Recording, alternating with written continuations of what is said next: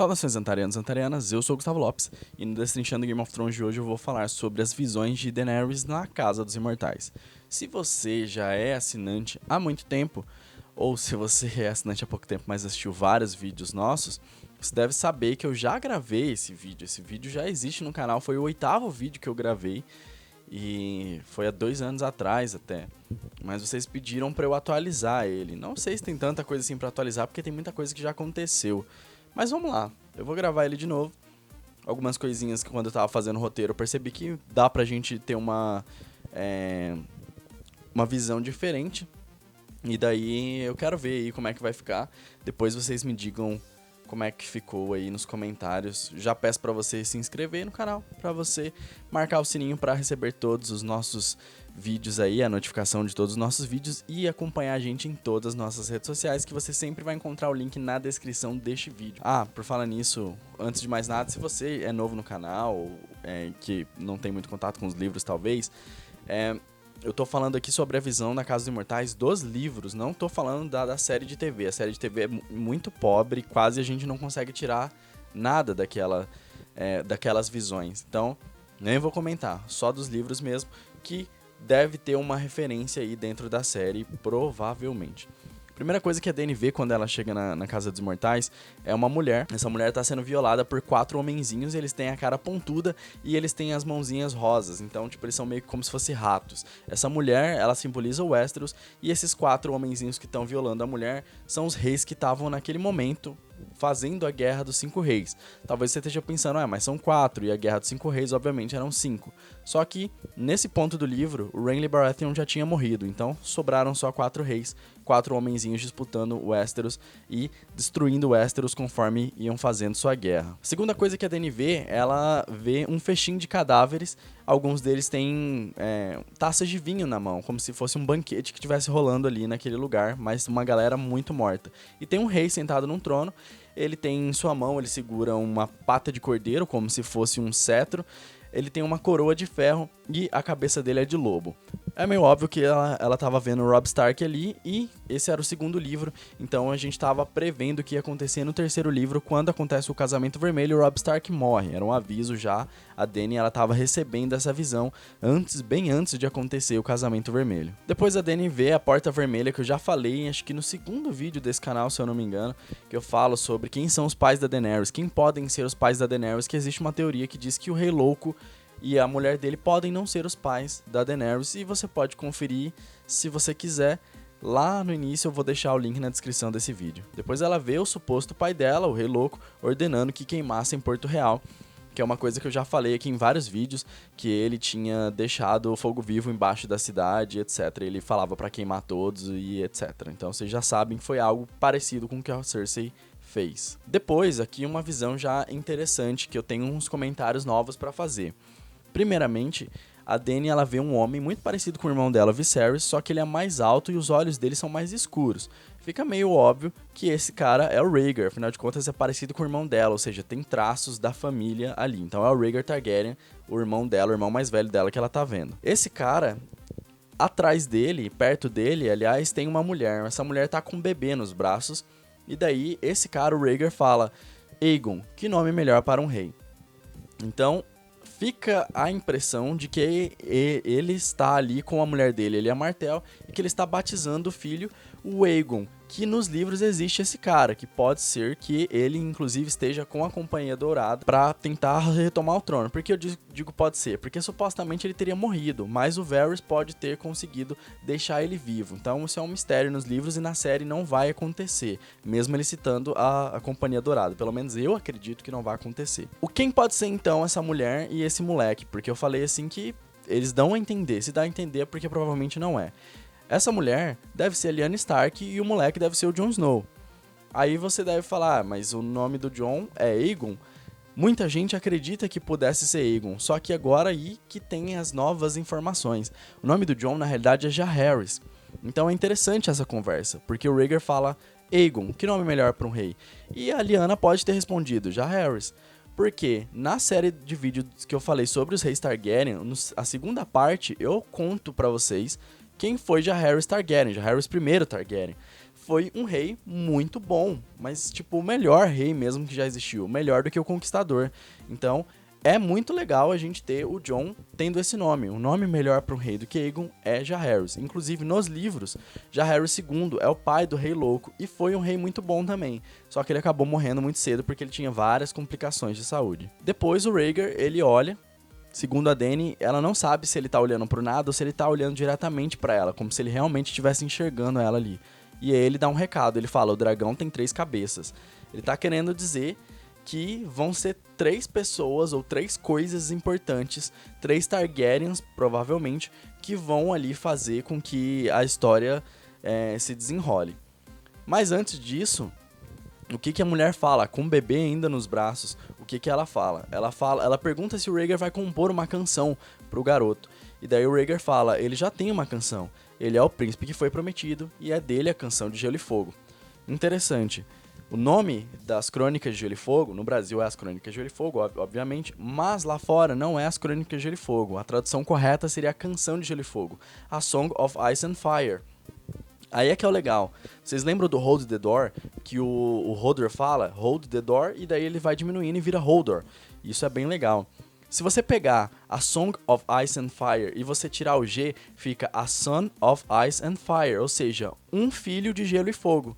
O que pode fazer todo sentido dentro aí das Crônicas de Gelo e Fogo. Isso a gente pensando, obviamente, no Jon, que pode ser um filho de gelo e de fogo ao mesmo tempo, que é a Lyanna e o Rhaegar Targaryen. Depois, alguém fala, mãe de dragões, filha de 3, mãe dos dragões, filha da tempestade. Essas coisas que são ditas, várias coisas são óbvias. A mãe de dragões, a gente já sabe, a Daenerys é a mãe de dragões e ela é filha da tempestade. Ela fala isso, Daenerys nascida da tormenta, isso aí a gente já sabe. O legal disso daqui é quando fala filha de 3, porque é muito difícil a gente entender o que significa esse filha de 3. Pode ser que seja os 3 dragões da Daenerys. Filha de 3 significa que ela tem uma ligação com 3. Alguma ligação ela tem, porque se você é filho de alguém, você tem uma ligação forte com alguém. Então essa ligação pode ser com os 3 dragões dela. Ela é filha de 3. Mas também pode significar aquele lance do dragão ter 3 cabeças. Ela tem uma ligação forte com 3. Na verdade, ela faz parte de um dos 3 ali, teoricamente. Então, ela é filha de 3. Então, é uma trindade e ela provavelmente tem uma ligação com essa galera aí, com os outros 2 que faltam, teoricamente. Depois, a Dany ouve o seguinte, 3 fogueiras tem que acender. Uma pela vida, uma pela morte e outra pelo amor. Eu continuo acreditando que isso seja passado, presente e futuro. Então, é legal a gente ver isso. E no passado, a gente já sabe qual foi a fogueira da vida, que foi a dos dragões. Ela acendeu uma fogueira e deu vida aos dragões dela. No presente, a fogueira que ela acendeu foram os dragões. Ela tá nos dragões, os dragões são fogo. Essa é a fogueira que ela acende pra morte. Porque, afinal de contas, ela monta os dragões e quando ela fala Dracarys, ela acende a fogueira dos dragões e mata a galera. Então, é uma fogueira pra morte. Pelo menos na minha visão, essa é a fogueira da morte. Porque a Dany, ela pode tacar fogo numa galera. Na minha visão seria isso, ela matar alguém queimado. E como que ela mata a galera queimada? Com o Drogon, que a gente já viu no último episódio, inclusive, foi o 4º aí da 7ª temporada. A do amor pode ser já um sacrifício, por exemplo. Ela pode queimar alguém, realmente, mas ser um sacrifício por ela amar alguma coisa demais. Ela pode amar o Westeros demais, ela pode amar o trono demais, ela pode amar alguma coisa que ela vai ter que acender essa fogueira aí por causa do amor. Então, tem várias interpretações aqui dentro, mas a gente imagina que ela ame alguma coisa e por isso ela vai ter que acender. Ou talvez alguém ame muito alguma coisa, isso eu vou explicar um pouquinho mais pra frente, e daí ela vai ter que acender essa fogueira por causa de outra pessoa. Logo depois ela ouve 3 montarias tem de montar, uma para o sexo, uma para o terror e outra para o amor. Aí, de novo, presente, aliás, passado, presente e futuro. No passado, ela montou ou a égua dela, a prata, ou o Drogo pro sexo, porque ela foi com a égua dela até o lugar onde ela e o Drogo consumaram um casamento. Então ela montou a prata por conta do sexo. E o Drogo, ela montou ele quando ela tava fazendo sexo com ele. Então, ok, esse é o passado, já aconteceu. No presente, ela monta alguma coisa por terror. O que dá terror que ela monta? O Drogon. Ela monta o Drogon e a galera se borra de medo. Então, essa é a montaria pro terror. E a montaria pro amor pode ser o Jon Snow, por exemplo, já que a gente acredita que os dois vão fazer um par romântico e a série tá se encaminhando para isso, os dois estão se gostando agora um pouco, pelo menos. Então, ela pode montar o Jon por amor. Ela montou o Drogo puramente pro sexo, afinal de contas ela foi vendida pro Drogo, ela não amava o Drogo, mas o Jon é diferente, é uma escolha dela. E ela já falou que ela não amava o Daario Naharis, na verdade ela abriu mão dele fácil. Então agora ela pode estar realmente amando o Jon e pode montar ele por amor e não só por sexo, por exemplo. Então essa seria a fogueira, aliás, a montaria do futuro dela. Depois ela ouve 3 traições tem de saber, uma por sangue, uma por ouro e outra por amor. A de sangue já rolou, como eu já disse, é sempre passado, presente e futuro na minha interpretação. Então, no lance do passado, foi a Mihris Masdur lá que ela traiu com magia de sangue a Dany. Então, do sangue já foi. A por ouro, eu acho que ainda tá pra acontecer. E uma das teorias é a Missandei. Uma galera acha que a Missandei pode ser uma traidora. Eu não tenho opinião ainda formada sobre isso, porque eu não saí pesquisando ainda. Porque eu não tive tempo, mas é uma teoria válida, eu li um pouco a respeito sobre isso, mas eu não fui pesquisar para eu formar a minha opinião, então é uma teoria válida, então eu tô elencando ela aqui. Se a Missandei realmente for uma traidora, ela pode estar traindo a Dany por ouro, ela pode estar recebendo dinheiro por conta disso. Mas existe agora uma possibilidade, depois que o Jaime foi capturado, do Tyrion poder trair a Dany. Por que por ouro? O Tyrion não vai pegar ouro, mas a mão do Jaime é de ouro. Então ele pode estar traindo a Dany por causa do Jaime, que tem as mãos de ouro. Uma das mãos dele é de ouro. Então tá traindo a Dany por conta do ouro, né? Que é o Jaime. Então, pra mim faz sentido. Além do mais, tem os cabelos dos Lannister que são dourados e podem fazer alusão a ouro ali. Então a traição por conta do ouro. Eu acho que pode fazer algum sentido isso. Já por amor, não precisa ser por amor a Dany. Pode ser por causa do Azor Ahai, que eu já expliquei aqui num vídeo. Então, talvez por amor... ela tem que ser sacrificada, a Dany tem que ser sacrificada e ser traída. Mas, por exemplo, não sei se isso faz sentido, mas vamos supor que a Missandei tenha traído a Dany por ouro. E daí, o Verme Cinzento que ama a Missandei pode trair a Dany por amor a Missandei, entendem?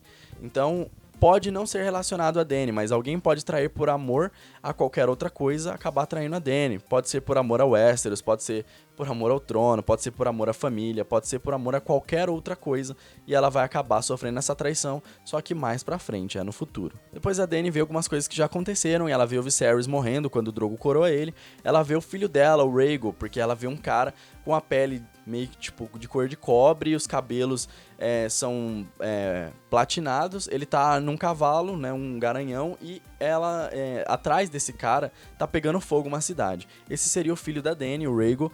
Na série ele tem cabelos negros, mas isso é só pra galera entender que mesmo sendo filho de um Targaryen, ele tem cabelos negros. Acho que é pra ficar mais fácil o lance do Jon ter cabelos negros e não cabelos platinados. E por último ela vê o Rhaegar morrendo no tridente, ela vê os rubis escorrendo do peito dele, e ele fala o nome de uma mulher, teoricamente da Lyanna Stark, né? Mas não diz o livro não diz qual é o nome dessa mulher. Então uma voz diz, mãe de dragões, filha da morte.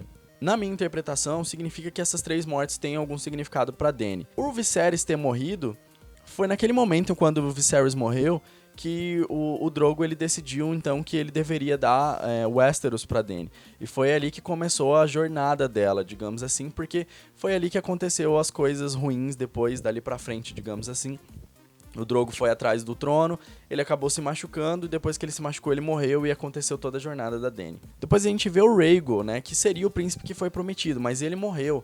Então isso também teve uma consequência pra Dany, quando o filho dela morre. Então é diferente agora, o amor dela seria o Rhaego, agora não é mais. Então ela não tem mais essa prisão, digamos assim, que seria o filho dela. Então ela foca em outras coisas, outros amores, por exemplo, o Trono de Ferro. E por último o Rhaegar morre, e quando ele morre ele fala o nome de alguém. Isso pode ajudar a Dany quando ela descobrir que o Jon na realidade é um Targaryen, né? Ela viu essa cena, então ela pode fazer uma associação e pode entender que o Jon realmente é um Targaryen. Então essas 3 mortes têm alguma importância na vida da Dany, então por isso eu acredito que ela ouve aquilo. Depois a Dany vê um homem que não projeta sombra, tem olhos azuis e ergue uma espada que brilha como o pôr do sol. Esse cara É meio óbvio que é o Stannis, ele não tem sombra por causa da magia da Melisandre, ele tem olhos azuis e a espada dele é luminífera, que ele carrega. Então esse é o Stannis. Depois ela vê um dragão de pano oscilando ali no meio de uma multidão e tá todo mundo feliz. Esse dragão de pano nos livros tem um significado pra série, não vai ter, eu imagino. Esse dragão de pano deve ser o Aegon, que é um dragão sendo controlado por alguém, né? Como se fosse um teatrinho que tivesse acontecendo. E todo mundo feliz por causa daquilo ali. Por último, a Dany vê um bicho, um monstro de pedra. Ele tá em cima de uma torre fumegante. Ele salta dessa torre e dele exala sombras de fogo. Fogo de sombras, na realidade. É como se fosse um fogo preto, digamos assim. E depois ela ouve o seguinte: Mãe de dragões, matadora de mentiras. Isso significa que são 3 mentiras. O Stannis não é Azor Ahai. Ele não é o cara, ele não é o príncipe que foi prometido. Essa mentira vai ser desmascarada.